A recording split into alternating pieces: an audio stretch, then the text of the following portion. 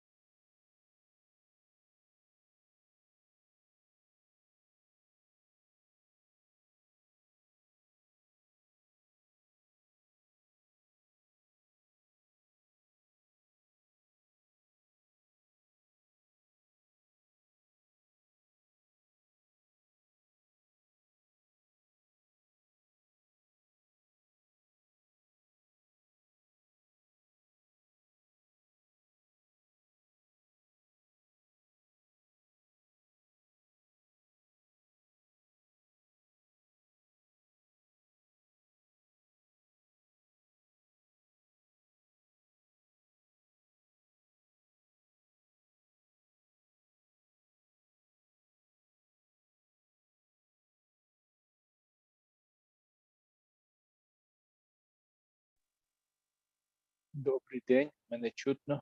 Так, доброго дня, добрий вечір. Чути добре. Привіт, добрий Дякую. вечір. Дякую.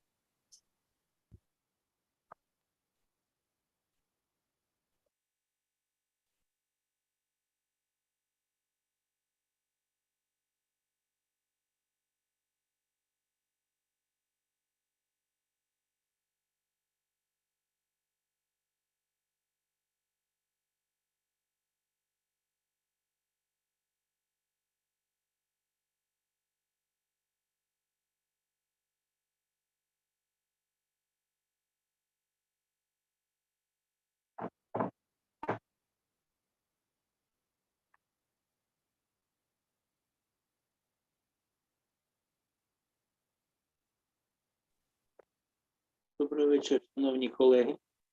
Доброго вечора. Добре. Dzień dobry, dzień dobry.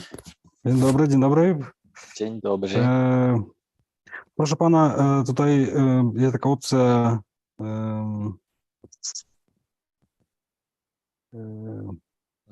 O, jest, już super. Super. Super, tak jest.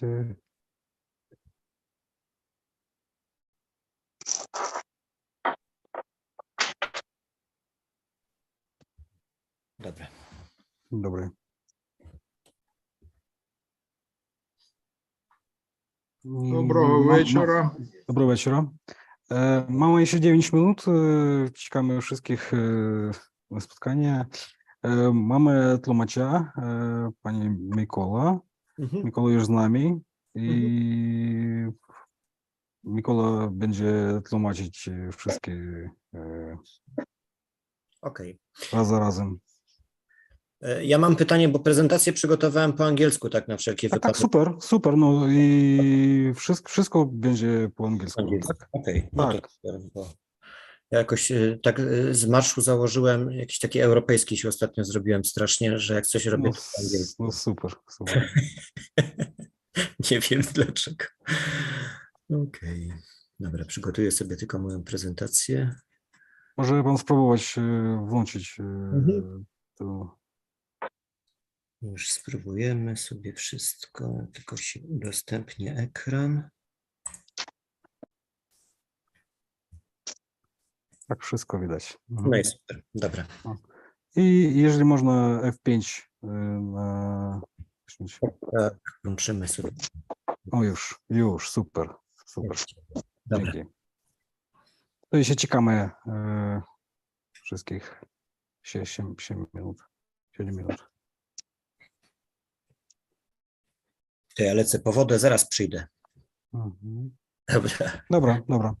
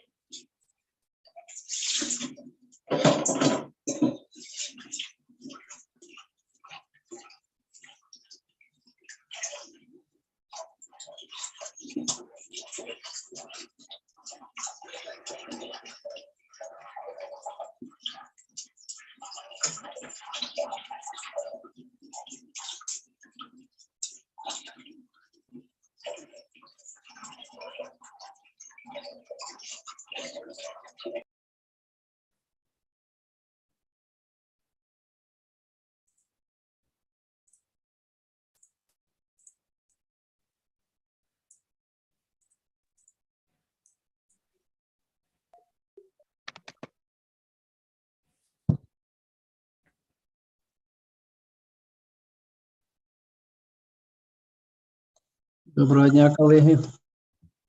Dobry wieczór. Добрий вечір. Dobry wieczór, dobry wieczór. Hello everyone.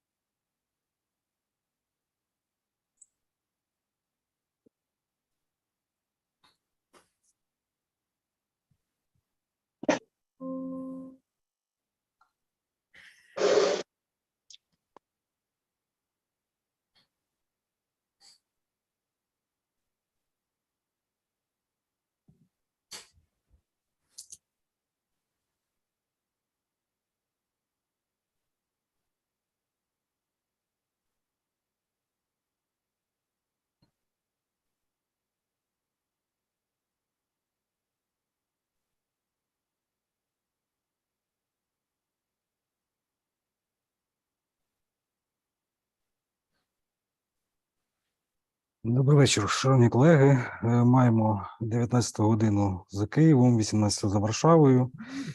Сьогодні маємо дуже цікаву лекцію пана Маца Калужо, нашого лектора сьогоднішнього, як не набриднути студентам своєю презентацією PowerPoint. Пані Мацей, прошу. Hello, everyone. It's great to see you today in the evening. I hope you are having a good day and that you are in expectation of a restful weekend. I have prepared a presentation today, which is actually a hybrid of my two skills. I'm a designer in PowerPoint. I was working as a graphic designer for several years. Добрий вечір. Добрий вечір. Дуже радий вас бачити всіх. Вітаю вас у студії. Я сподіваюся, що у вас був гарний день, та наразі ви перебуваєте в очікуванні гарних вихідних. Я підготував таку собі гібридну презентацію, тому що я сам інженер, дизайнер з підготовки презентацій. And I will try to show you some tips and tricks and some recommendations regarding how to design presentations for students. Я поділюся з вами своїм досвідом і корисними навичками та прийомами і рекомендаціями щодо того, як підготувати цікаві презентації з використанням PowerPoint для студентів. All right, so let's start. What are we going to do today in the next 90 minutes? I will be talking about theory of working with PowerPoint and academic learning. Добре. Отже, чим ми будемо займатися наступні 90 хвилин? Я поділюся з вами деякими принципами теорії щодо того, як готувати презентації з PowerPoint і працювати в аудиторії зі студентами. I will also cover some aspects of visualization in PowerPoint, why we need visualization, why we need images and illustrations when presenting. І я також продемонструю вам корисність і доцільність візуалізації, чому ми використовуємо прийом візуалізації і імеджів на екрані, зображень. Then I will show you how I would prefer to prepare my workflow when designing a PowerPoint presentation, which means what is my attitude to having a presentation when I'm teaching my students, how I prepare for that. Також я поділюся з вами методологією та техніками, технологічно, як я готую робочі принципи та технології, як я готую ці презентації з використанням PowerPoint. And for the end, I'm sure you will have some questions about how I do things, how I present, how I design things in PowerPoint. So we will make a small workshop and I will show you some of the solutions I made today during these presentations. І також наприкінці нашої лекції я буду готовий відповісти на ваші запитання і деякі вирішення деяких проблемних питань у цій роботі. All right, so let's move on. Some basic facts about me. I'm a lecturer. Отже, давайте розпочнемо. Для початку я деякі дані інформацію щодо себе хотів би вам повідомити. I'm lecturing in business ethics and philosophy, but I'm also a brand designer and developer for PowerPoint presentations for ABB, Shell and B&R brands. Отже, я кандидат наук з філософських наук, також я викладач і я являюся тренером для таких компаній, як ABB, Shell and B&R. Unfortunately, if we refer to culture, PowerPoint is not a very regarded tool in education and in didactics, and sometimes people jokingly say that we can make other people die by PowerPoint, as you can see on this image, where someone is condemned to death. Перш за все, маю зазначити, що наші технології з презентації PowerPoint не є дуже популярними, і дидактичний матеріал, який ми таким чином презентуємо, він нелегко освоїться, і часто Ігор так шуткує, що це знаряддя для вбивства у PowerPoint. So we can bore people to death with PowerPoint. Можемо знудити їх до смерті. We can poison people with PowerPoint. Ми можемо отруїти людей PowerPoint-ами. And we can make people fall asleep with our PowerPoint presentations. І можемо їх приспати за допомогою презентації PowerPoint.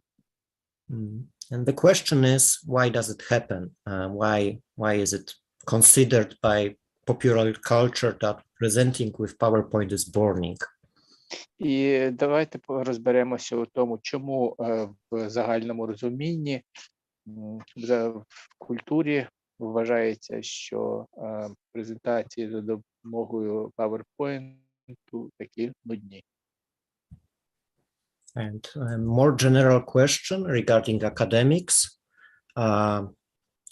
researchers sometimes asks, do we need PowerPoint presentations for our lectures?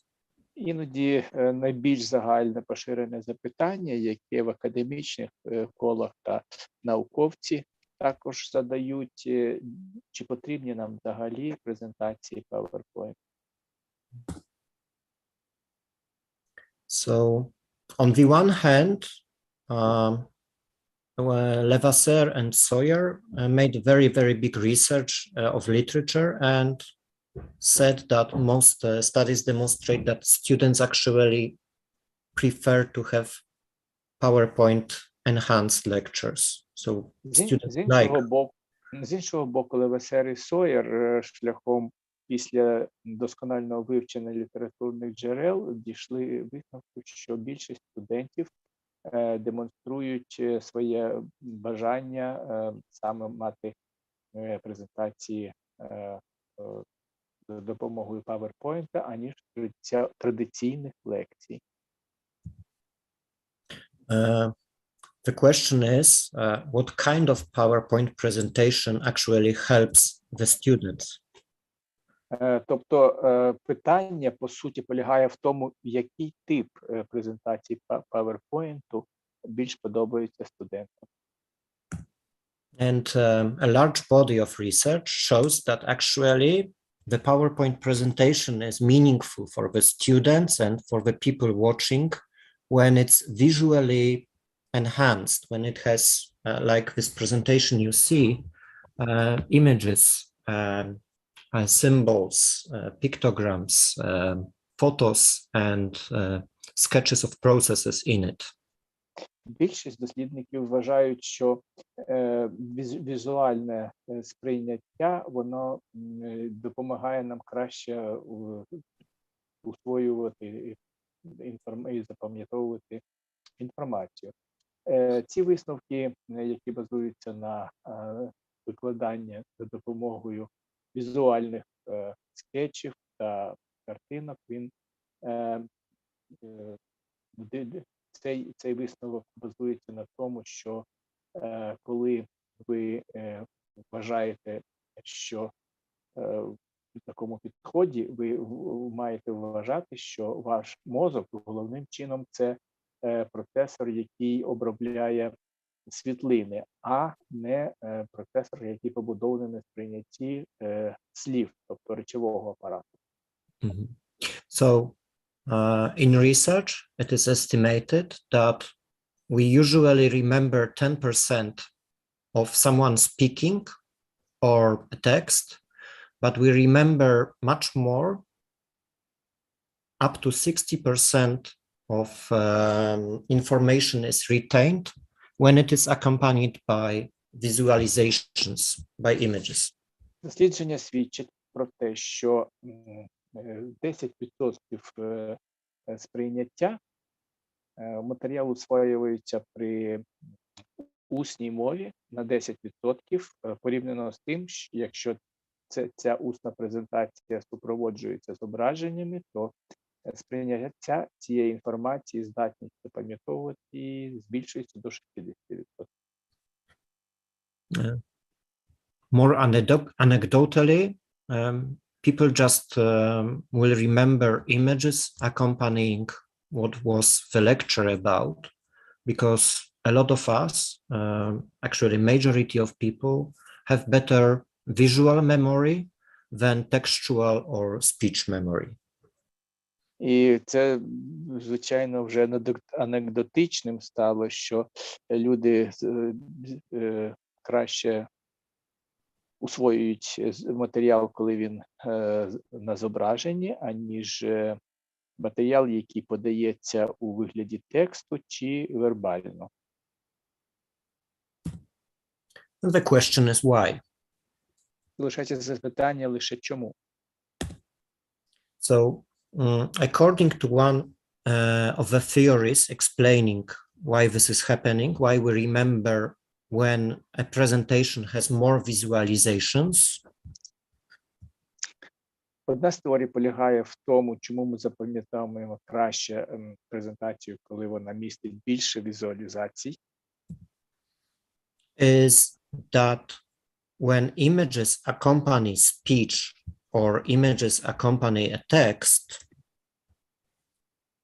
Це тому, що коли мова супроводжує зображення, або коли мова супроводжує текстове зображення, тобто картинку чи текст, we have a phenomenon called double coding, which means there is an integration in our brain of verbal and non-verbal, which makes it easier to remember the two combined.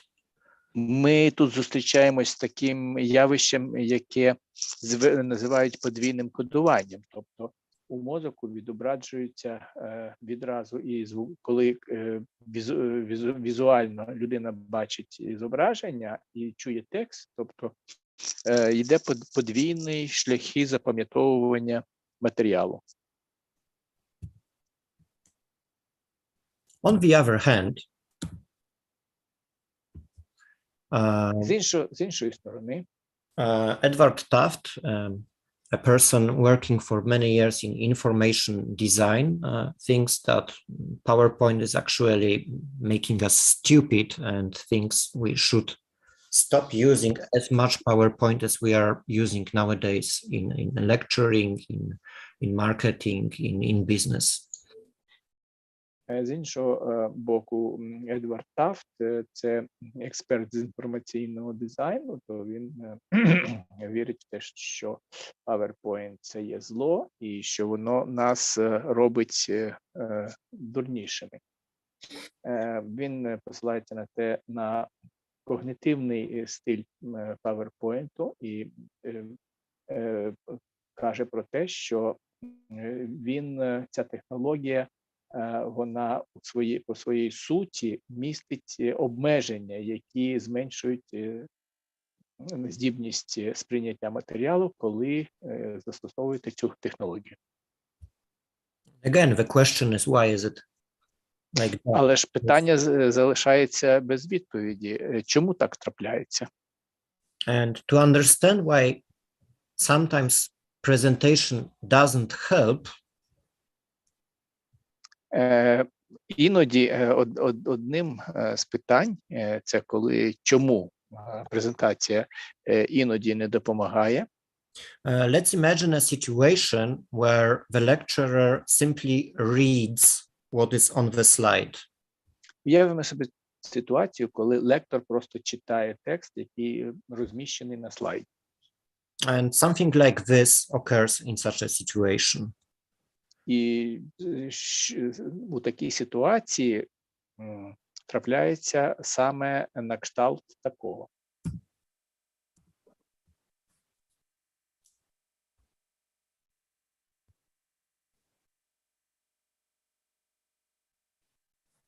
Shall I translate what is written there? No. So Okay. what is happening is Що ж трапляється? Мгм. speaker speaks about what is on the slide, and in the same time, the audience has already read much faster what was written on the slide.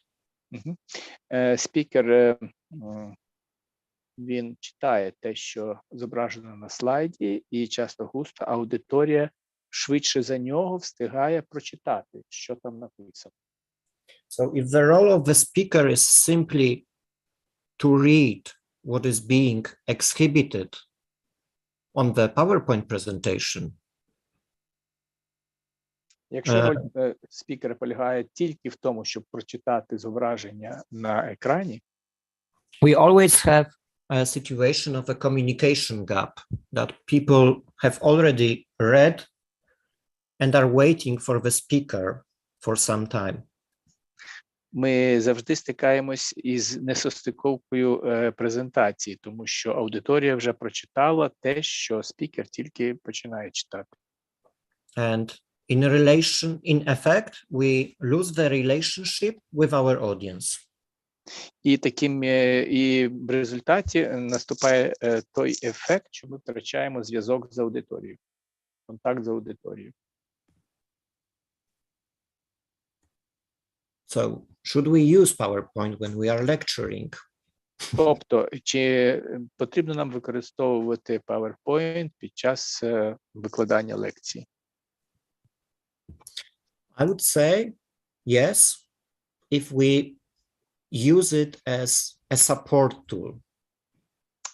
Відповідь буде так. Моєю відповіддю буде позитивна. Так, якщо ми супроводжуємо текст візуалізацією, картинками, зображеннями. I would say no when everything I want to say is at the same time on my presentation. І на те ж саме запитання я відповім негативно: ні, якщо то, що ми збираємося розповісти, вже вміщено на екрані презентації. So, in order to design a good presentation, which will be helpful for my students, для того, щоб спроєктувати належним чином гарну презентацію, яка допоможе у навчанні моїм студентам, I'm always trying to put the most important information on the slides. Я завжди найбільш змістовну та важливу інформацію намагаюся розмістити на слайді. And everything else I will be talking about is not visible during my presentation. It's in my head and it's in the communication I have with the students. А решту, що я їм збираюся розповісти, воно не вміщується на цьому слайді, і таким чином я встановлюю контакт з своїми студентами. On the other hand, З іншого боку, when I'm making online lectures, коли я викладаю лекції онлайн, I really need a PowerPoint presentation. мені дійсно необхідна презентація у форматі PowerPoint, Because by means of online presentations and lectures like this one, тому що під час презентації онлайн і лекції на кшталт тої, що ми зараз з вами проводимо, I will use my presentation instead of my usually used board in the classroom.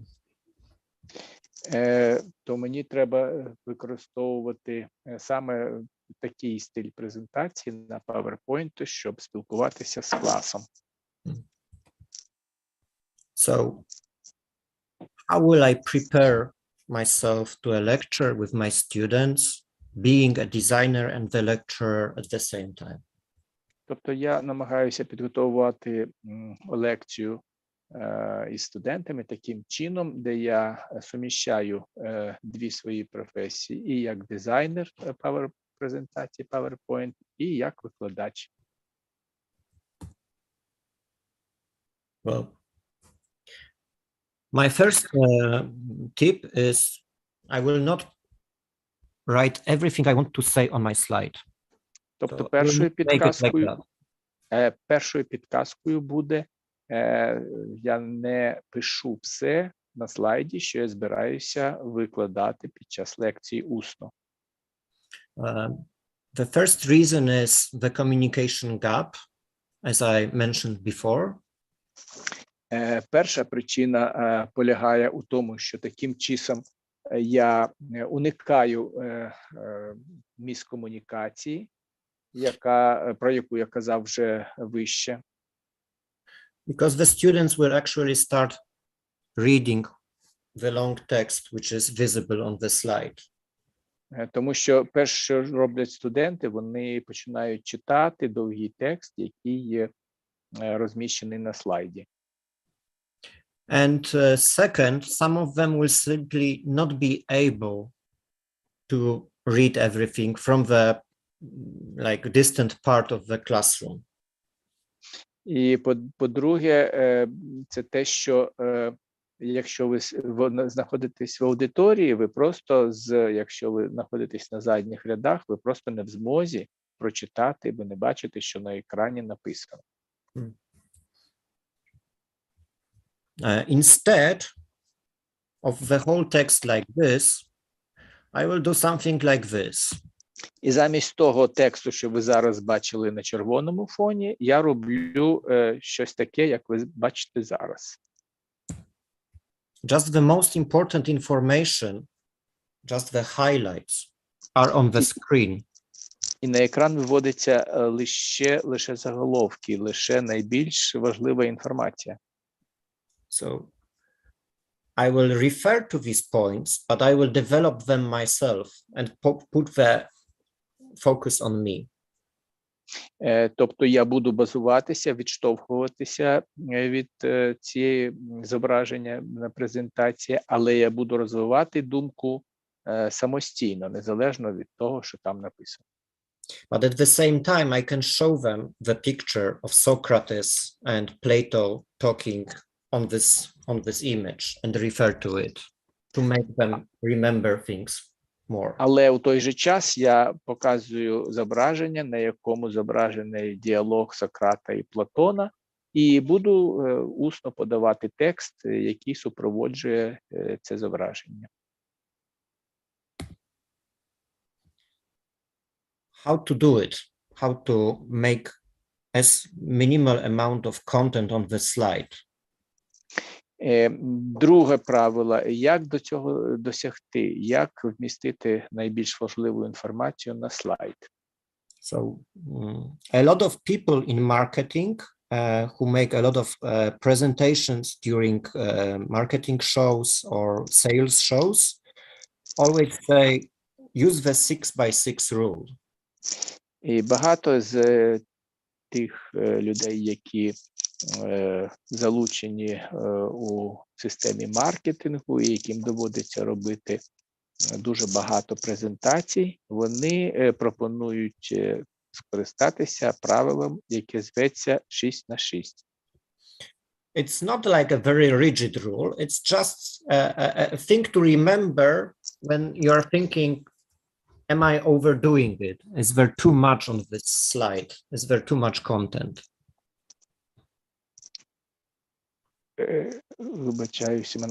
Вибачаюсь, трошки перервалося.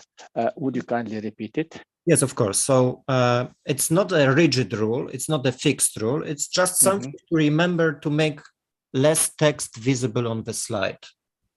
І це, звичайно, не є таким залізним правилом. Це не те, що ви не можете його порушувати не раз і назавжди дане щось таке. So one idea, 6 points, 6 words in each bullet, no more.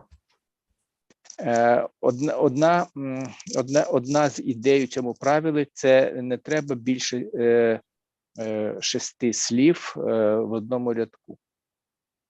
And this will help you to understand that actually we need to show less text, less than this. І це допоможе вам у такій вправі, щоб вміщувати менше тексту на одному слайді, як я вже до того демонстрував. And we can always put the rest in our notes in PowerPoint, like here. А решту ми можемо завжди розмістити у підстрочній частині нашого зображення, як ви бачите тут. So when presenting, I can see my notes, but the student will just see this. Коли я викладаю, я бачу свої примітки, які розміщені нижче, але студенти бачать тільки верхню частину слайду. So they can focus more on the visual and on the most important facts, rather than just rewriting everything from the slides. Таким чином вони можуть вивільнити свої сприйняття і сконцентруватися більше на слайді для того, щоб сприймати аудіоматеріал. Also, whenever we are in need of visualizing something which is a process, like it has beginning and the end. Також, якщо ми розглядаємо візуалізацію як процес, тобто починаючи з кінця, like in this example, we have a SWOT analysis for Amazon. Ну, це є SWOT-аналіз, тобто щось на кшталт шпигунського аналізу, який полягає у наступному. It's always good to visualize the process, starting from the beginning and showing each part on a separate slide instead of showing everything at the same time. Це краще починати презентацію спочатку і показувати поступово матеріал, аніж показати все, де вже викладення матеріалу добігає кінця. So instead of showing this, замість того, щоб показувати оце таким чином, I would show this. я покажу таким чином. So less text on the slide, most important points, and the rest in my notes, which I will analyze, and then go to the next point, and next, and next. На слайді зображені лише найбільш важливі моменти презентації. Всю решту я передаю аудиторії усно і йду по кроках поступово, починаючи з першого, і потім наступний, наступний, і наступний. And the difference is, I'm absolutely sure that the letters are big enough for the students to see them in the whole class. І я також слідкую за тим, щоб букви на екрані були достатньо великими, щоб студенти могли угледіти їх з різних кутків класу. And another situation, sometimes we need to show some data. Інша ситуація, коли нам треба продемонструвати якісь цифрові дані. And it will be quite difficult for the students to understand this data because the numbers are very, very small, and some of them will not be able to fully understand it. What does it actually mean? І для студентів не завжди є простим, навпаки, досить складно розгледіти ці цифри, які є дуже маленькими, і тобто їм не просто їх розгледіти і запам'ятати. So the problem is, I know this data and I understand this. And because I know this data and I understand it, I think the students will understand this too. Проблема полягає у наступному. Через те, що я знаю ці цифрові дані, а також розумію їх, то у мене складається враження, що студенти мають їх зрозуміти також. But the problem is that they don't know the scale here. Але проблема в тому, що вони не бачать тут масштаб. It's just a slide. It's just something I'm showing them and they don't know the context. Це просто слайд. Вони бачать зображення, але вони не розуміють змісту. And this is why in design, we very often replace things like this І через те, коли ми складаємо ці слайди при дизайнерській роботі, ми розміщуємо інформацію от таким чином. into something like this. І робимо щось, наприклад, як це.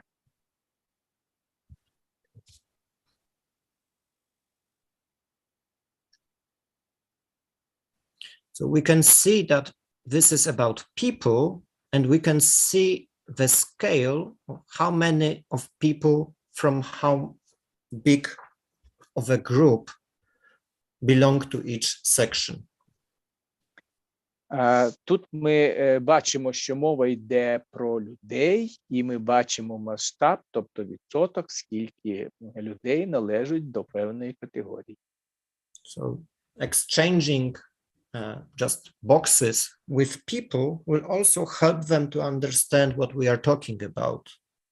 Тобто, якщо ми графік замінили зображеннями людей, фігурок людей, ми відразу даємо сигнал про предмет, про який йдеться мова. Like on this example here. Або, наприклад, як на другому прикладі. Це кількість мігрантів, робочих мігрантів. And another slide with some information. It's like from a lecture, how to memorize things. Again, there is a lot of information, but no help, no visual help to remember this information. Інший натяк – це як полегшити процес запам'ятовування. Є багато усної інформації, текстової, але немає візуальної картинки, яка б допомагала краще запам'ятати. If my presentation looks just like that all the time, after some time, people will forget previous slides because there is nothing distinguishing here. Якщо б моя презентація виглядала таким чином, як зараз на екрані, то по ході часу люди б забували, про що йшлася мова, оскільки їм нема за що зачепитись оком. This is why I need to add some illustrations or images. Ось чому я використовую, мені необхідно використовувати ілюстрації чи зображення. So instead of this, Замість цього I would design something like this. я б зобразив щось на кшталт цього. So I don't show everything. I start with the first point and I explain it. Я не показую відразу все, я починаю з першого пункту, з першого питання, а потім зображую це щось таким чином, як на екрані. And then I go to another section. Тоді я переходжу до іншої секції. And to another section. І до іншої, і пов'язую її. It will help them understand the process because it is aided by some visual engaging infographic. І це їм допомагає запам'ятовувати матеріал, тому що ілюстрації, вони у стилі інфографіки допомагають візуально запам'ятовувати, про що я розповідаю. And actually, when using these elements, I don't even have to be a designer. І для того, щоб використовувати такі елементи, мені навіть немає потреби бути дизайнером. Because they are already available in PowerPoint, in icon. Тому що PowerPoint вже вміщує ці зображення. So whenever I need to support something with illustrations and images, I just can upload it to my presentation from PowerPoint without any additions. Тобто, якщо мені треба додати до тексту лекції якісь ілюстрації чи продемонструвати зміст з зображеннями, мені тільки достатньо перетягти їх із застосунку PowerPoint, який вже має ці позначки. Also, when we have PowerPoint, we can add to the PowerPoint presentation things that we can simply show to our students by our own. Excuse me, I missed the point. So when using PowerPoint, we can use also the PowerPoint presentation, for example, to show videos. А іноді, коли ми використовуємо технологію PowerPoint презентацій, ми застосовуємо також не тільки зображення, але також і відеоматеріал. Which is good when we want to show, for example, a psychological experiment that was recorded by someone and it is available in the internet. Це є дуже допоміжливим засобом, особливо, наприклад, якщо нам треба продемонструвати якийсь психологічний експеримент, який був записаний у відеоформаті. So instead of describing something, I can show them a video. І замість того, щоб описувати їм щось, я можу цей процес продемонструвати у відеоматеріалі.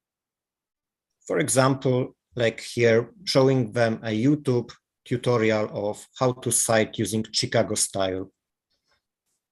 Або, от, наприклад, в даному випадку я демонструю аудиторії, як користуватися цитатами в стилі Чикаго.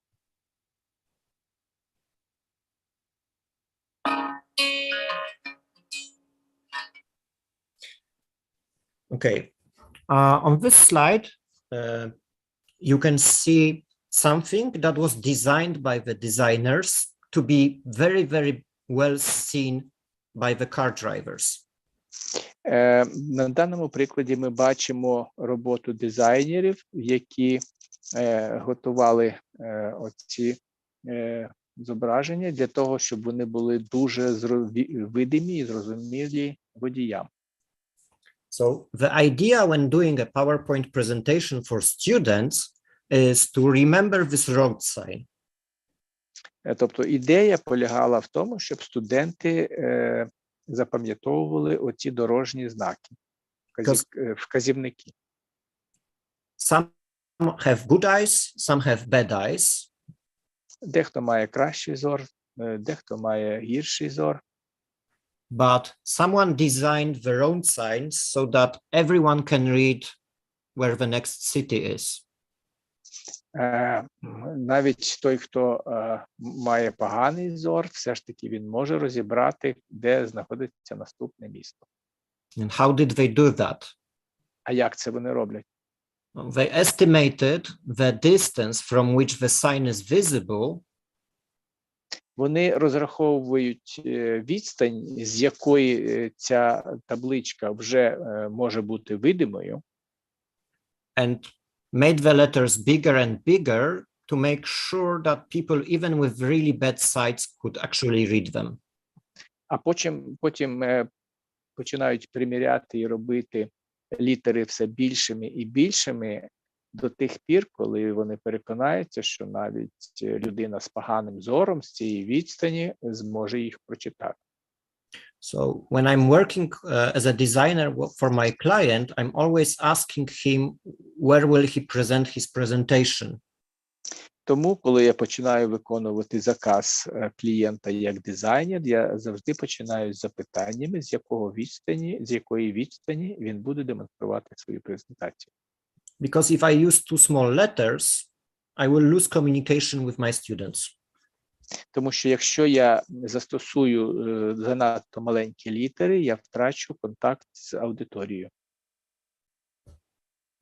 Of course, it's impossible to give one advice for all presentations, for all classrooms. Зрозуміло, що не можна дати пораду, яка б могла бути застосована для всіх типів лекцій та для всіх типів аудиторій. But the rule of thumb, like a universal rule, is never make letters smaller than 24 points in PowerPoint presentations. Але золотим правилом воно зветься правилом великого пальця. Ніколи не робіть текст менший, ніж 24-й шрифт. The problem is that whenever I'm seeing lectures by other lecturers, they are always thinking that it's like in printing 12 points.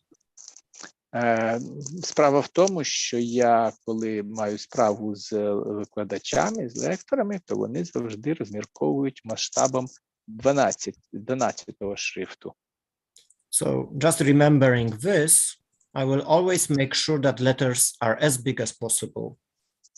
Пам'ятаючи це правило, я завжди переконуюсь, маю переконатися, що розмір літер у моєму слайді не менше, ніж 24-й шрифт. I told you that the students will remember more when we help them using visuals. Я вже казав вам, що студенти більше запам'ятовують, коли ми наводимо відеоматеріал. But the second discovery that I would like to share with you regarding how can we help them remember things. Але другим винаходом, коли я починаю вам розповідати, як допомогти запам'ятати їх матеріал, also refers to my design experience when we design presentations for clients. Також я це правило використовую на власному досвіді, міг переконатися, тому що я використовую це при роботі з своїми клієнтами. And the truth is, we remember stories. Справа полягає в тому, що ми запам'ятовуємо історії, розкази. Rather than facts. Більш ніж факти. So I can present a lot of facts on my presentation, and people will not remember as much. Тобто я можу навести дуже багато фактів під час своєї презентації, але люди не запам'ятають стільки. If I connect the facts with a story. Як коли я поєдную, коли б я поєднав ці факти з оповіданням. So, well, ages ago, people were telling stories, and everybody remembered the story after once hearing the story. Сотні років тому люди спілкувалися, розповідаючи історії, оповідання, і вони запам'ятовувалися надовго. Ніщо так не запам'ятовувалося, як ці оповідання. So maybe it's possible also to think of a lecture as a story to tell to the students. Можливо, було б доцільно зважити на те, щоб під час лекції туди вкраплювати історії, які б ви розповідали своїм студентам. And in order to do it, instead of telling them the history of electricity, і коли ви це робите, то замість того, щоб розповідати їм про історію створення електрики, I will redesign this slide so that it follows a story I will be telling them starting very, very long time ago. Я зміню контент свого слайду і почну їм розповідати історію з давніх часів. So they will remember more when the whole slide about electricity is a story that began ages ago in Egyptian texts when they discovered electric fish once upon a time.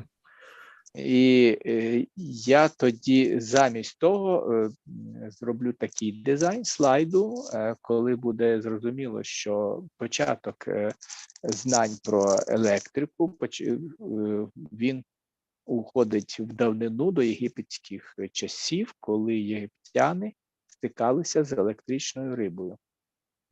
Until the modern developments of research, which resulted in us communicating using electricity all the time.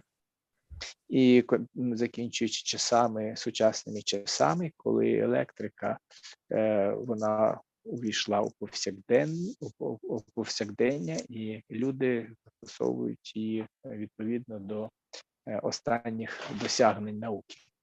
It is difficult to show with one slide. Всю цю історію було б важко зобразити на одному слайді. But generally, when I'm lecturing in philosophy, I'm just trying to tell them one story with one presentation and with one lecture. Але під час своїх лекцій, коли я роблю презентації, а у мене основний предмет – це філософія, то я намагаюся одну історію на одну лекцію розказати. Also, because we nowadays have a lot of online lectures, I'm quite aware that it will be very difficult to keep the attention of my students for a very long time of my lecture. Іншим таким явищем є те, що під час довгої лекції нелегко утримати увагу аудиторії на протязі усієї лекції. So every 20, maybe 30 minutes, I stop talking. Що я роблю? Кожні 20-30 хвилин я припиняю говорити. And I ask them, like, for example, here, to scan the code from my presentation. Я звертаюся з такою пропозицією до аудиторії, як, наприклад, зараз ви бачите, і пропоную їм просканувати те, що написано, просканувати із слайди, і зображення із слайду, цей штрих-код. And if they have the computer, they will open it on the computer. If they have just their phones, they can open it on their phones. But I want them to go and do something, accomplish something. І коли у них є комп'ютер, вони це роблять за допомогою комп'ютера. Коли у них є телефон мобільний, вони це роблять мобільним телефоном, але я змушую їх зробити якусь дію. So they can connect into small groups and just solve the task together without me on the board, which is available under this link. Вони розподіляються на невеличкі групи і роблять самостійну роботу без моєї допомоги з виконання завдання, яке розташоване за цим штрих-кодом. And where does this link lead them, where they need to engage together? І куди ж приведе їх цей штрих-код, який буде сприяти тому, щоб вони краще залучалися до учбового процесу? It leads them somewhere where on the phone or on the computer, they can arrange something. Ця дія призведе їх до того, що на своєму телефоні або на комп'ютері вони зможуть щось вивчити. So I just give them the link from here, and each one entering this link can arrange. Что, кошмар.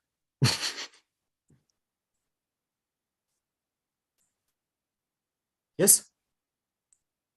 Everything is okay? No, it was a hack.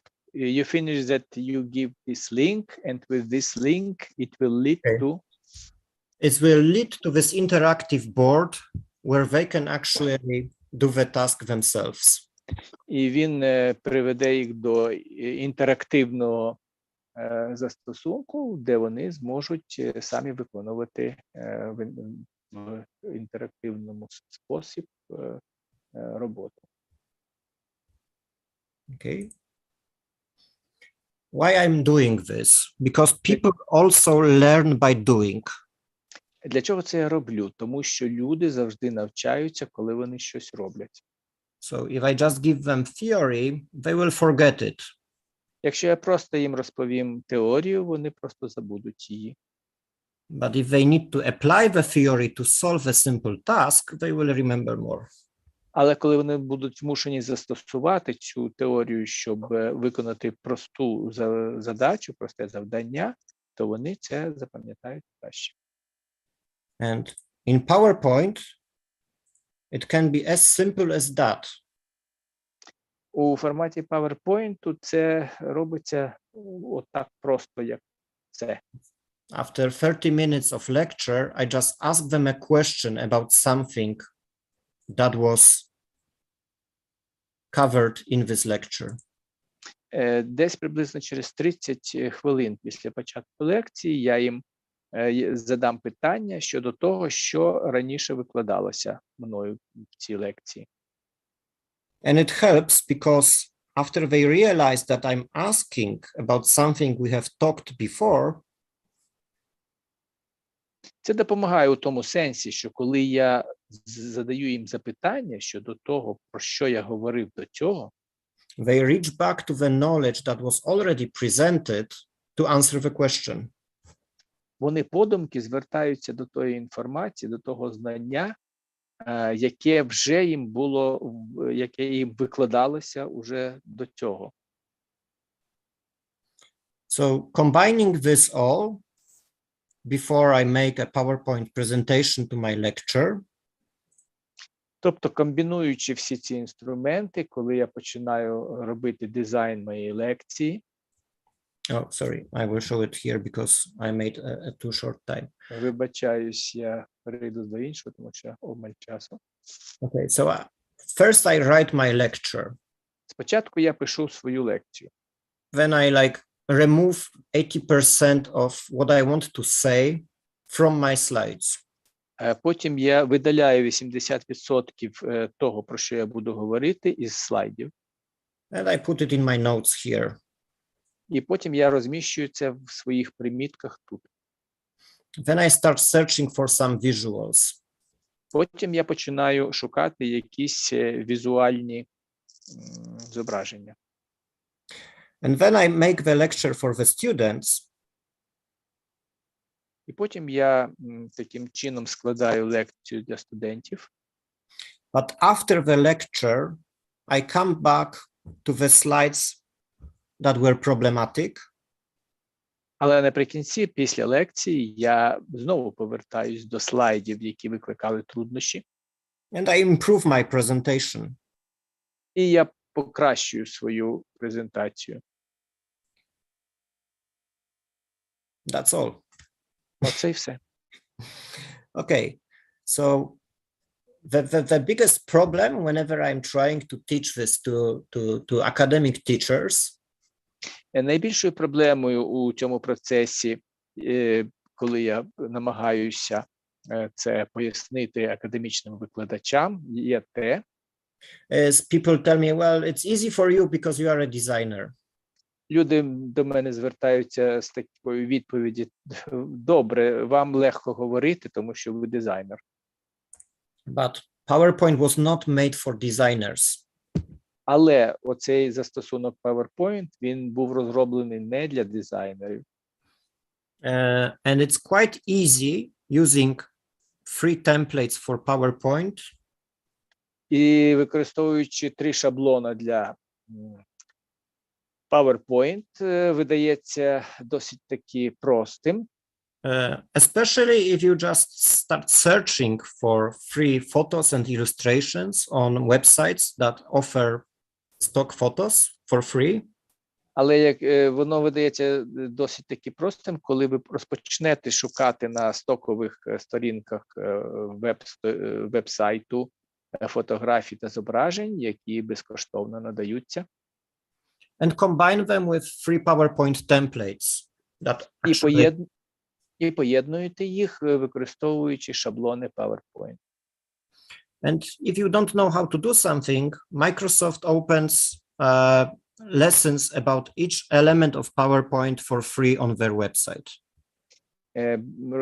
Microsoft розміщує безплатні курси на своїх сторінках щодо роботи із цим застосунком. So whenever I need to start a new presentation, Тобто кожного разу, коли мені треба розпочати нову презентацію, I can even start with the presentations that are available in PowerPoint for free. я можу навіть використовувати презентацію з застосунку PowerPoint, яка вміщена там безплатно, Because they already have some structure. тому що вона вже має якусь певну встановлену структуру. And working on this structure, І працюючи далі на основі цієї структури,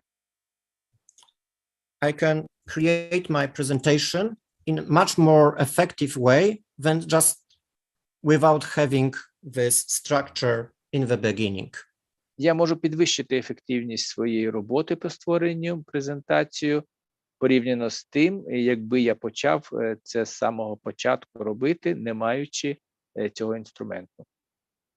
If I don't like the colors of the template, if I don't like the design, У разі, якщо мені не подобається палітра цієї презентації або її дизайн, I just search for another one. я просто шукаю іншу. And eventually I will find something that will be simple and communicative to my audience. І в кінці кінців, врешті, я знаходжу те, що було б такий спосіб презентації, яка була б досить таки простою і дохідливою у передачі їх моїм студентам. And for students, it's also good because when I finish the lecture, they have their notes from my speech, from my lecture. Для студентів це також є добрим, тому що по закінченні лекції разом з тим студенти мають і свої конспектні записи, які вони роблять з моєї лекції. But I can also save them the presentation, even as a PDF file. And they also Але і з іншого боку, я в той же час можу їм надіслати презентацію у форматі PDF.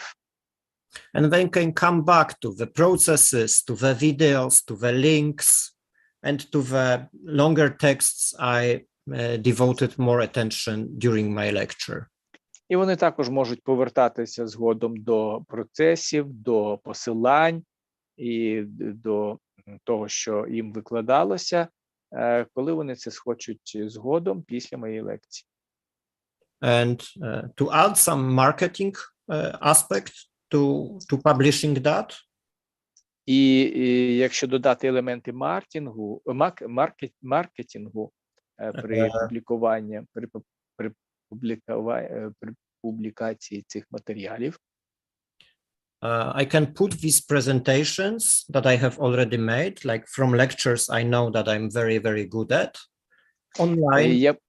Я можу розмістити ці презентації, які я вже робив, і з свого досвіду можу сказати, які були дуже вдалими, можу розмістити їх онлайн.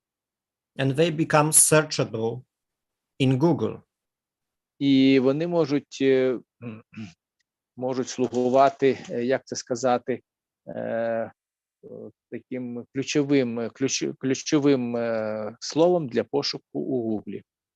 And suddenly, out of nowhere, someone might contact me and ask me to make a lecture somewhere else because he has found my presentation in the internet and knows, for example, that I'm good in teaching people PowerPoint.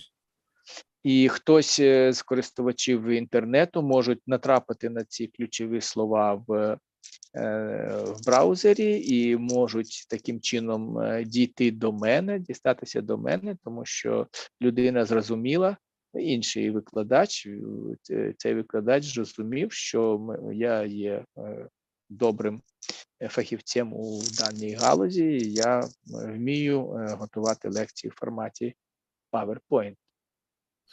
Okay, so I will send this presentation to the organization team of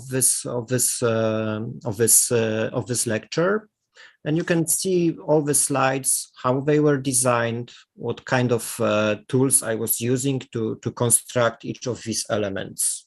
I made a lot of animations, but these animations are not important. It's just the way the content is presented that makes importance for the audience. Я передам організаторам цього семінару свою презентацію, і таким чином ви можете завжди дістатися до пояснень щодо мого інструментарію, щодо дизайну. Там, може, не буде багато анімації, але анімації – це не так важко дійти потім.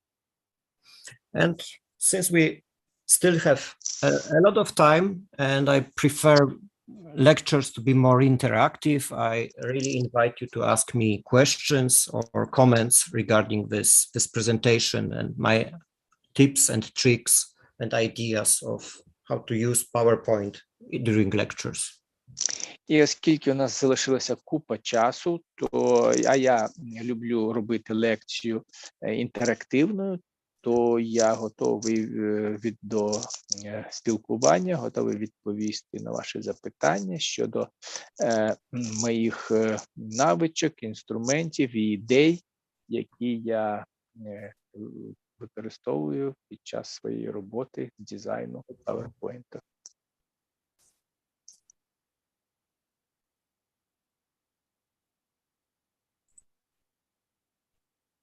Дозвольте, пане професор.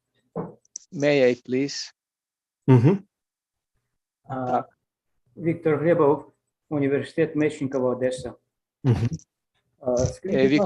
name is Victor Glebov. I'm from Mechnikova University in Odessa. Hello, nice to see you. Дуже приємно. Я дуже вдячний вам за вашу презентацію. Вона актуальна, як ніколи, для нас сьогодні. I thank you very much for your presentation. It is very vital for us as never before. І скажіть, будь ласка, крім системи PowerPoint, є ще системи для того, щоб можна в навчальному процесі використовувати, крім PowerPoint? Would you please to tell us if there is any other systems except PowerPoints which would be useful tool in the educational process? Yes, of course. Так, звичайно.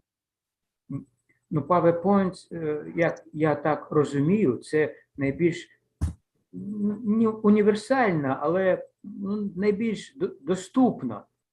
As far as I can understand, PowerPoint is a more universal, but not always very accessible form of education, of delivering the lecture. Okay. Thank you for this comment. And Дуже дякую за ваш коментар. Whenever my students tell me, well, you are teaching us PowerPoint, but I don't have PowerPoint account, for example, and I don't want to pay for it every year. Коли студенти, наприклад, звертаються до мене, яким я викладаю дизайн PowerPoint, з таким зауваженням, що у мене нема цього PowerPoint, і я не маю наміру сплачувати кожний рік за підписку до цієї програми. I always tell them, well, you can use Google Slides for free. Я завжди їм кажу, що ви можете застосовувати інший застосунок, який зветься Google Slide. So after I create a free account in Gmail, I get this application, Docs Google for free, and I create my presentations here. Як тільки я встановлюю у себе додаток Gmail поштовий, то відразу маю безкоштовний доступ до застосунку Google Slide і можуть ним користуватися безкоштовно. And the way I design slides here is identical to PowerPoint. І спосіб, у який я роблю дизайн слайдів, які я презентував вам, він є ідентичним до того, який використовується в PowerPoint. Additionally, it's much more easy for me to share it with students after my lecture. На додаток до того, цей спосіб є набагато легший для передачі студентам його після моїх лекцій. I just create a link here. Я створюю посилання тут. And everyone who has this link can see my presentation on his screen. І кожний із студентів, який має цей посилання, зв'язок цей до інтернет-сторінки, він може завжди розкрити цю презентацію. Це у PowerPoint. And I can also make this interactive. І я можу цю систему зробити інтерактивною. For example, I can create slide like that. Наприклад, я можу створити слайд на кшталт цього. And they can add and edit in the presentation some comments or feedback or additional information. І вони можуть його додати і також змінити, внести деякі зміни і додати до презентації. Тобто воно надійде до мене.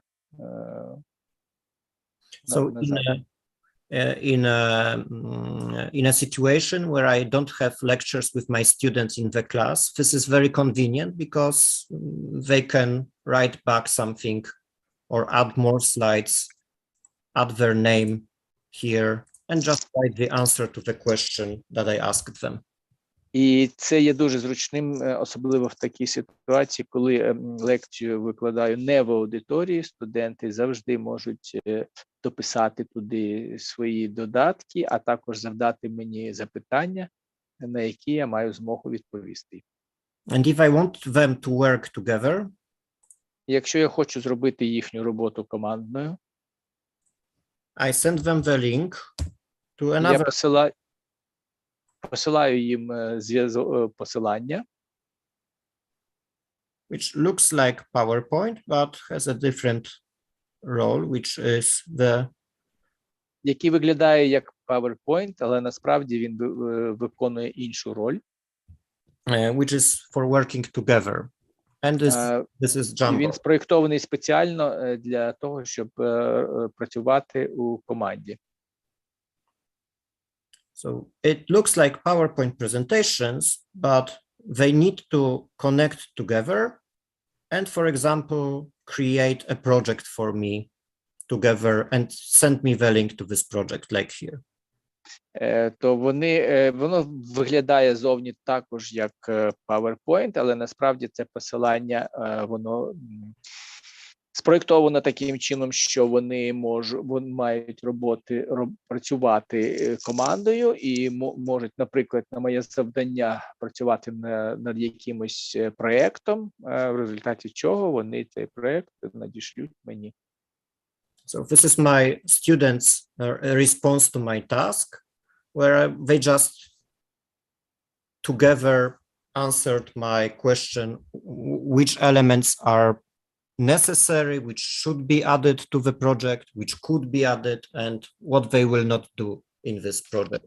І вони завжди мають змогу завжди зв'язатися зі мною за допомогою цього посилання і задавати мені питання, які з елементів є, що вони вмістили у проєкт корисними, які є менш корисними, і що вони можуть робити для того, щоб поліпшити даний проєкт. And if I want to combine this everything together, і якщо я хочу поєднати все це разом, again for free, знову ж таки, це абсолютно безплатно. I can create a classroom in Google for my students. Я можу створити аудиторію в Google для своїх студентів. And I can put all the presentations there, Я можу розмістити там всі презентації. and I can give them tasks. І я можу їм давати завдання. For example, a question. Наприклад, запитання. And whoever is in this group І всі, хто входить до складу цієї групи, will receive an email that I asked them a question to answer. вони получать на пошту моє завдання, в якому міститься запитання, на яке вони мають дати відповідь. Again, this is for free. Знову ж таки, повторюю, це безплатно. And because sometimes people learn by answering test questions, І у випадку, якщо процес навчання включає таку форму, як відповіді на запитання, I can also create a quick quiz using the same tool. я можу швидко створити швидкий тест, використовуючи цей же інструмент. It can also be put into the presentation as a link, for example. Його також можна розмістити в презентації. Це як приклад. Or I can ask my students after the lecture, Або я можу звернутися з проханням до студентів після лекції. what they think about the materials that I tried to. Що вони думають про матеріал, який я намагався їм викласти. And I have all the data from my students after my lecture, for example, whether they liked the lecture or not, what should I improve. І після лекції я отримую всю інформацію від моїх студентів, що саме їм сподобалося і над чим ще треба попрацювати. And I can make my lecture better because of their comments. Я можу вдосконалити свою лекцію через ці коментарі, отримані від студентів. And I don't have to wait until the end of the year when they will get the university survey. І мені таким чином не доведеться чекати кінця року, коли вони мають писати роботу. And this is all for free in the Google applications. І все це в застосунках Google надається безкоштовно. That's, I think, the answer.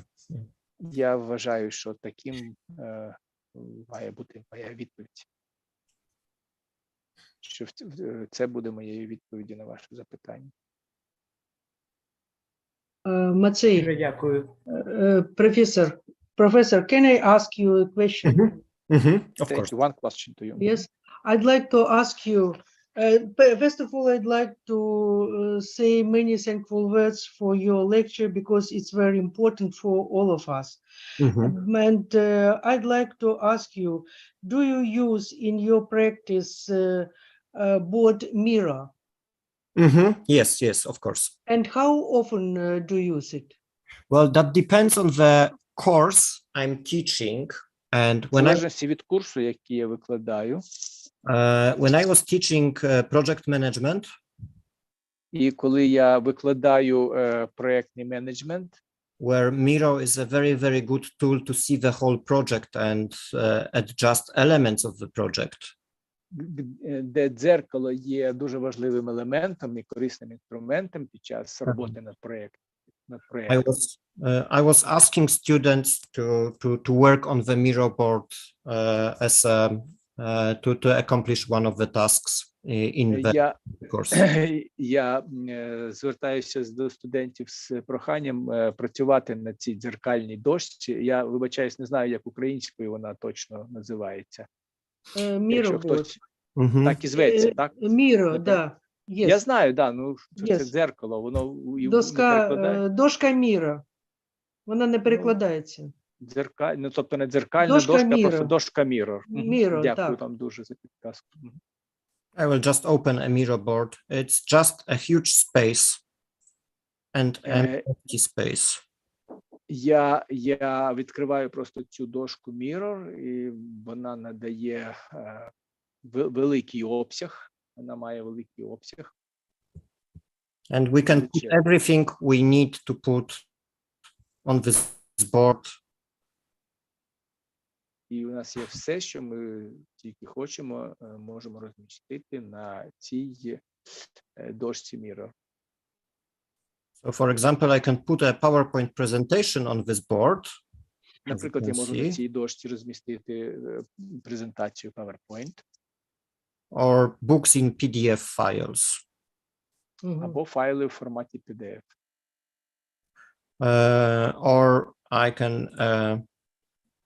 can't edit it now because I've reached my limit of 3 Miro boards, so this one is not editable. Я не можу це зараз продемонструвати, оскільки я використав свій ліміт на Mirror дошці. But this can be a space where I put everything for one course, for example. Але там достатньо простору, щоб я вмістив повністю весь свій курс, як приклад. And, Thank you and this very is much. like, yeah.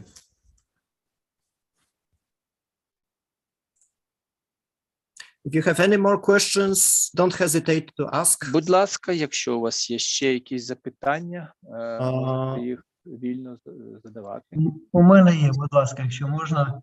I have one, please, if I can. Віктор Лисиця, Харківський університет. Hello. Віктор, це імені University of Kharkiv. Каразіна університет. University of Razin. Google. Каразін. Разін, так. Каразін. Каразін. Так.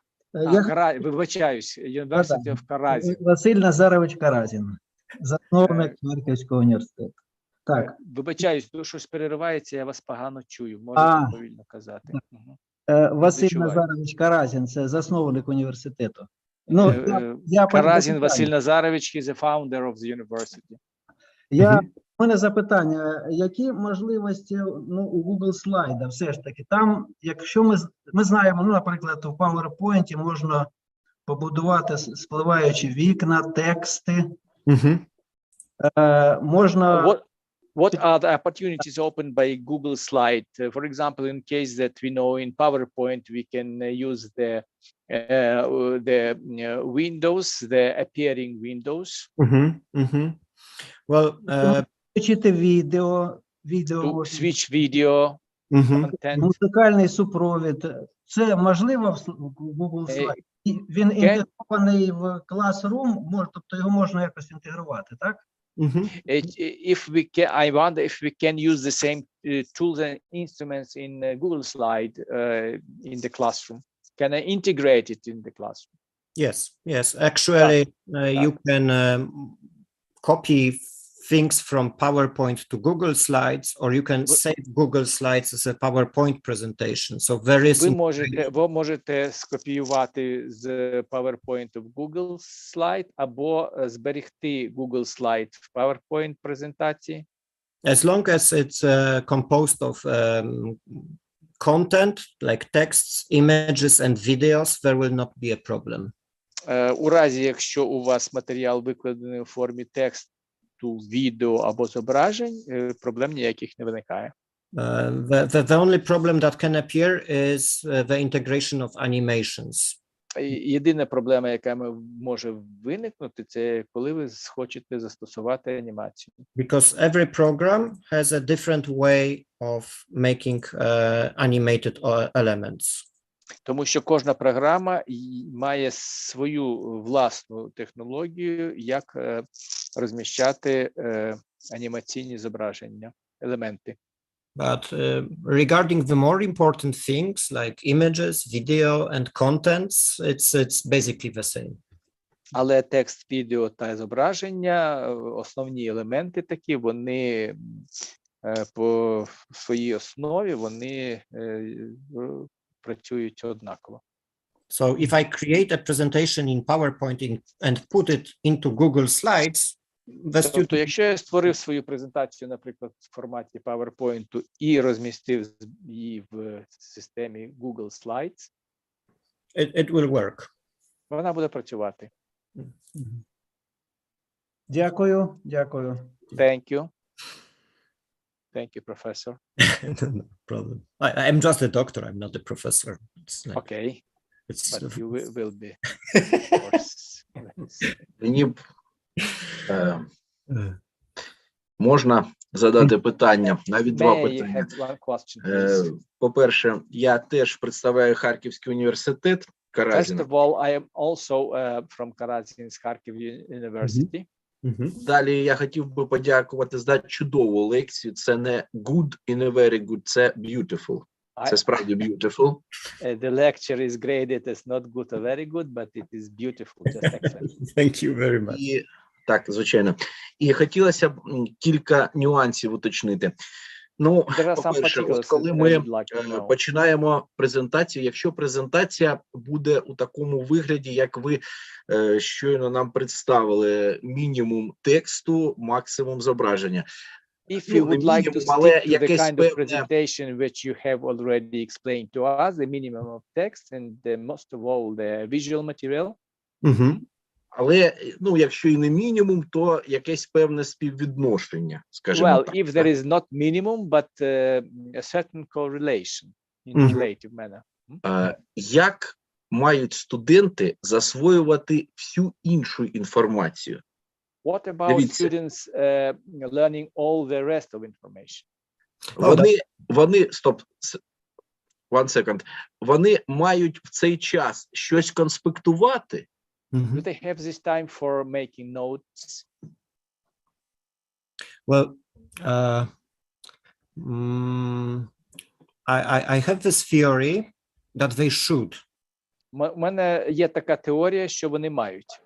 Because if I give them everything ready, like all the script, everything I'm telling them, I give them just on the slides or Тому що in якщо the я їм script. подав весь матеріал у готовому вигляді, тобто якщо все буде розміщено на слайдах, що я їм кажу, I somehow lose the idea of lecturing. у певній мірі я втрачаю сенс у викладанні. Because I think they are also learning when I'm lecturing and I'm not giving them everything.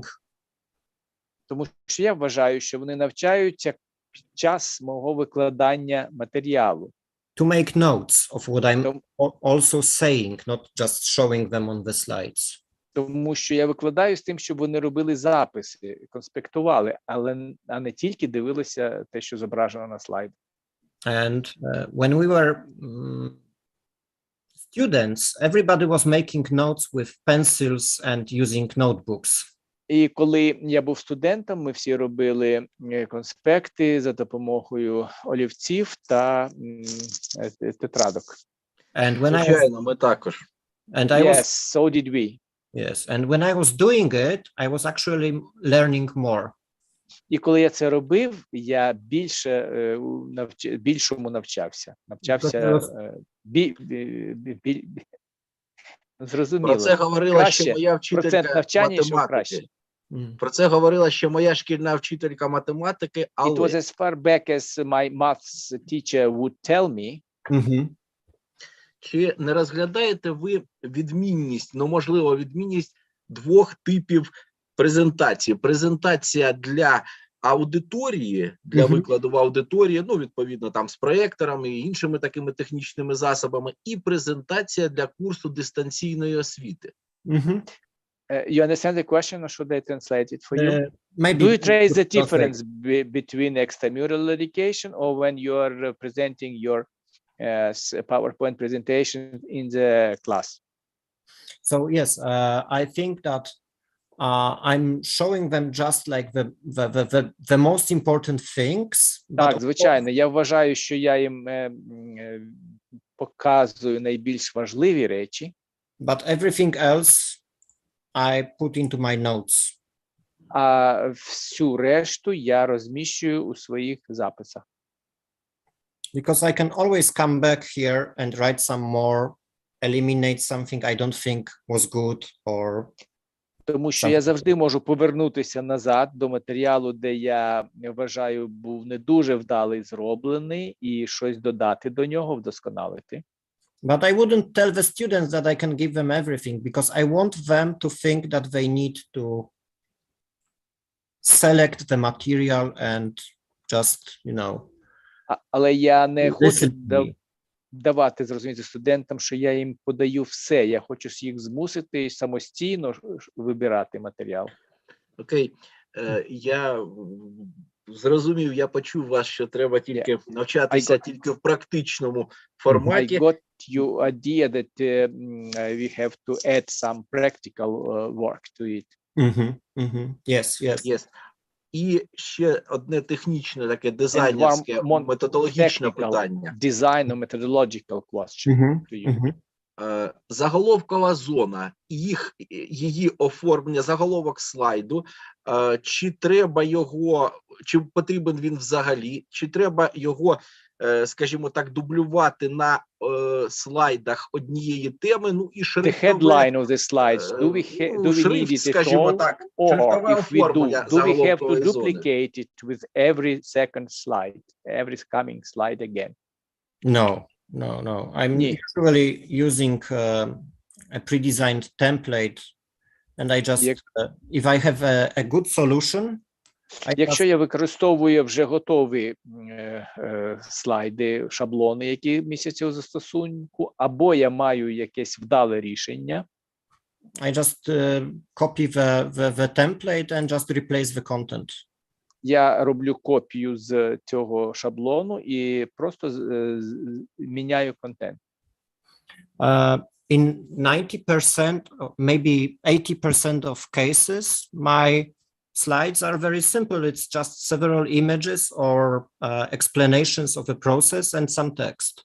У 90% або, може, 80% випадків у своїх слайдах я вміщую мінімальний обсяг зображень, а все решта, воно вміститься в текстовій формі.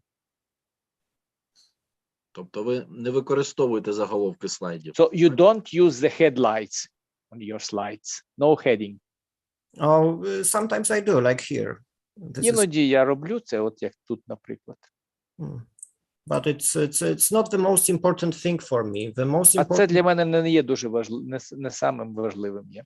The most important thing for me is to make it very simple. Для мене найбільш важливим є зробити якомога простішим. So that they don't really need to spend a lot of time understanding what I'm trying to show them. Щоб вони не витрачали занадто багато часу для того, щоб зрозуміти, що я їм намагаюсь показати. Because when we are designing the lecture for ourselves, it's a different process, and we want to put everything on the slide, like all the area on the slide, and it usually ends looking like this.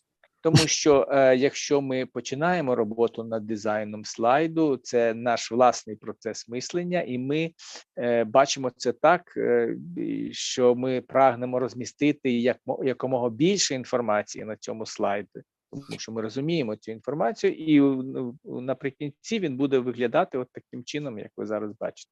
And I'm not just saying this as a lecturer, I'm also a designer, so I receive a lot of things to recreate for other people. І я не хочу зараз виступати чисто як викладач, я також є і дизайнером, тому я застосовую такі форми, які мають розважати, привертати увагу людей. So the first thing we are trying to ask them is, can we eliminate like this and put it into the notes? Тобто перше запитання, з яким ми до них звертаємось, чи ми можемо убрати оцей всей надлишок і тільки залишити саме необхідне те, що вони мають занотувати. And just leave, for example, such an amount. І залишити, наприклад, тільки от такий обсяг. Because everything else would be simply too much. Тому що вся решта, це буде дійсно просто занадто. Thanks. Дуже дякую. Thank you so much. It's not a problem.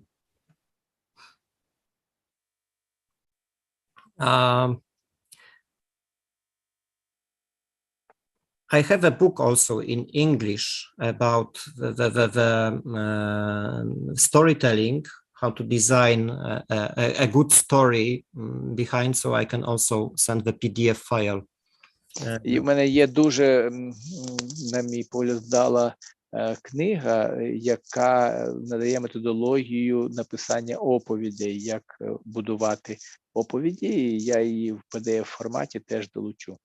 Because what I'm also trying to teach now at the university, when people are, for example, applying for research grants, and they... Тому що справа в тому, що річ, яку я намагаюсь викладати у університеті, наприклад, пошукачам грантів, коли людина звертається за грантом. And when people tell me what they want to make research about, they always tell me several facts. I will do this, I will do this, I will do this, I will do this. So they І коли людина звертається до мене щодо дослідження, який він чи вона мають намір зробити, вони викладають послідовність деяких фактів. Я хочу зробити це, хочу зробити це, хочу зробити це і так далі. And the next day I don't remember anything. І після того я нічого не пам'ятаю.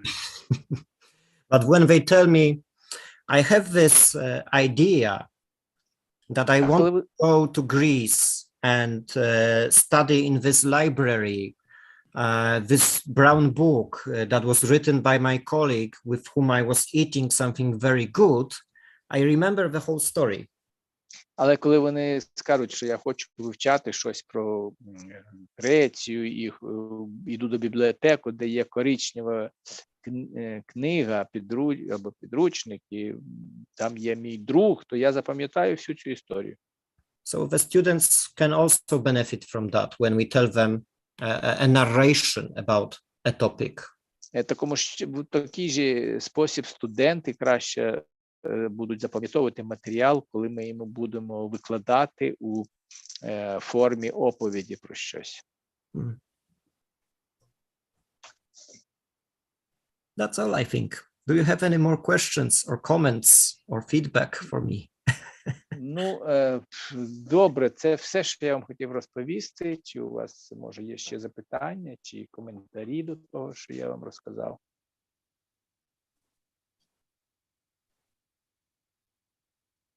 Хотіла б подякувати, тому що дійсно надзвичайно цікава була лекція. We would like to thank you very much because the lecture was really interesting and we benefited much from it. Thank you very much. Дякуємо за ідеї, дякуємо. Thank you for your ideas. Thank you so much. It's not a problem. It's not my ideas. It's just Це не мої ідеї. happy coincidence of being a creative designer and a lecturer at the same time. Це просто співпадіння, що я є і креативним дизайнером, і в той же час викладачем. А скажіть, будь ласка, скільки в середньому слайдів ви робите на одну лекцію? What is an average number of slides per one lecture? Would you please tell us? It's a very good question. Дуже добре запитання.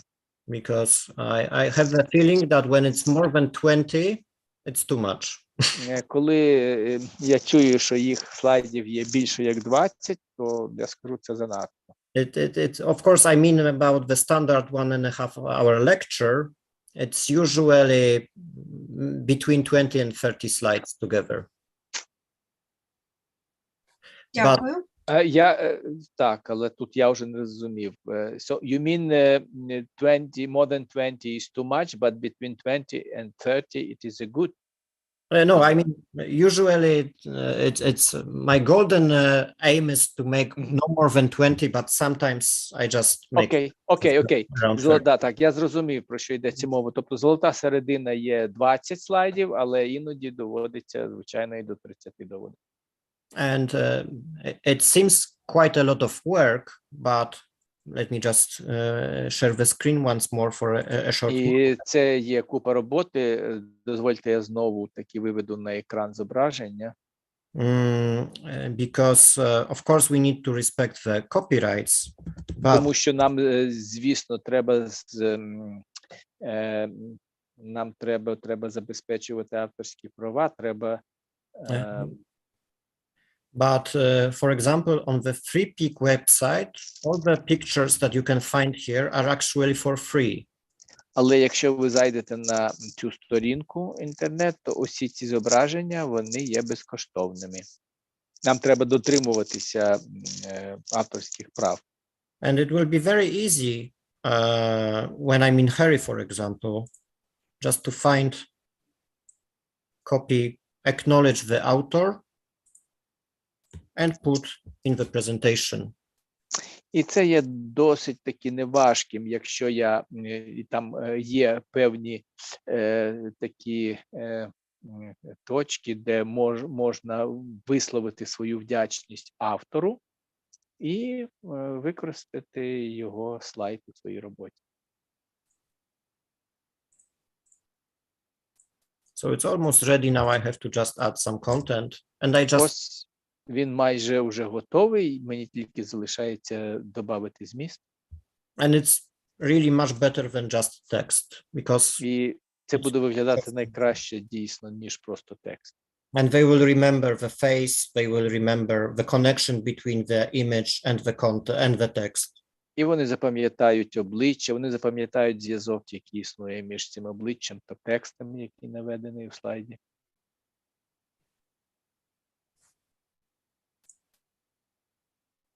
And fortunately, there is more and more free resources available, so we don't have to ask for permission all the time. І, на щастя, все більше і більше джерел доступні в інтернеті, і нам немає потреби кожний раз просити дозволу на використання того чи іншого зображення. And all the links to the resources I've been talking about will be in the presentation. І всі посилання на джерела, я так вважаю, вони будуть доступні у презентації. Дуже дякую, дуже цікаво. Thank you so much. Very interesting. Okay, thank you very much. Thank you. Thank you very much. Thank you very much. I wish you a pleasant evening. Бажаю вам приємного Thank you вечора. very much. Thank you very much. Bye. Дякуємо. Have a good evening. Very much. Have a nice evening.